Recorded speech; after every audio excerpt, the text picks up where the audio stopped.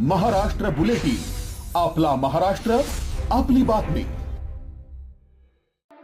नाशिकच्या येवला तालुक्यातील देवळाणे गावातून हादरवून टाकणारी बातमी समोर आली आहे. ज्याने मदतीचा हात द्यायला हवा होता तोच पोलीस मित्र काळ बनून आला. 8 मे रोजी झोपेत असलेल्या निष्पाप शेतकरी दाम्पत्यावर ॲसिड फेकणारा दुसरा तिसरा कोणी नसून त्यांचाच गावकरी आणि पोलिसांचा खबऱ्या असल्याचा बनाव करणारा मुख्य सूत्रधार निघाला आहे. नाशिक ग्रामीण पोलिसांनी या प्रकरणाचा अत्यंत शिताफीने तपास करत 2 नराधमांच्या मुसक्या आवळल्या आहेत.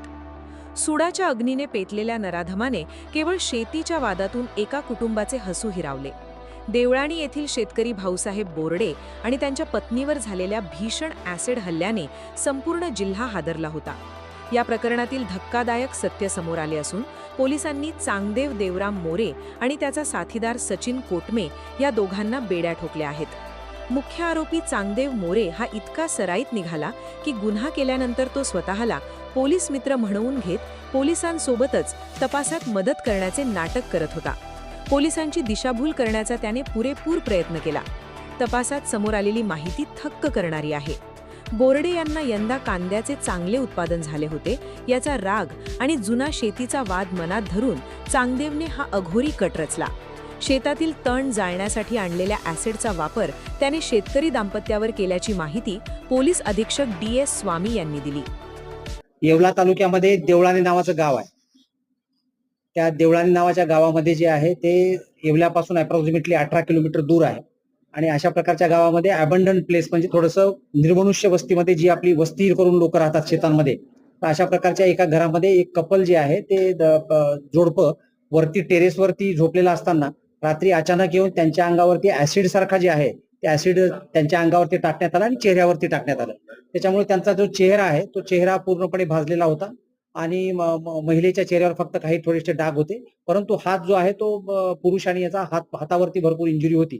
तर त्याप्रमाणे आम्ही तो गुन्हा जो आहे तो गुन्हा त्या ठिकाणी परवा दिवशी जो आहे तो गुन्हा रात्री दाखल केला, शनिवारच्या रात्री.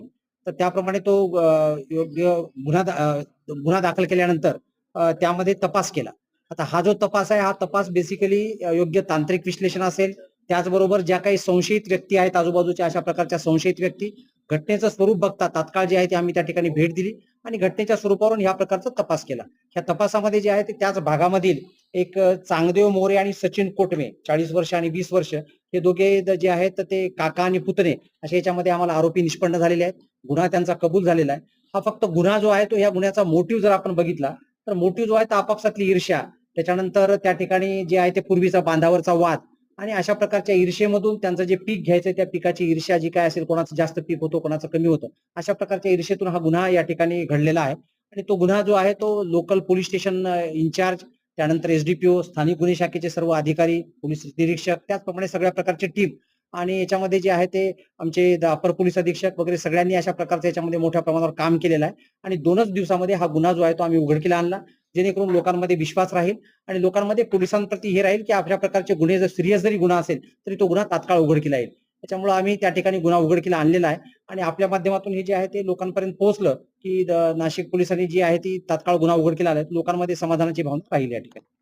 नाशिक ग्रामीणचे पोलीस अधीक्षक डॉक्टर DS स्वामी यांच्या मार्गदर्शनाखाली स्थानिक गुन्हे शाखेने तांत्रिक विश्लेषण आणि गोपनीय माहितीच्या आधारे संशयाची सुई चांगदेववर स्थिरावली.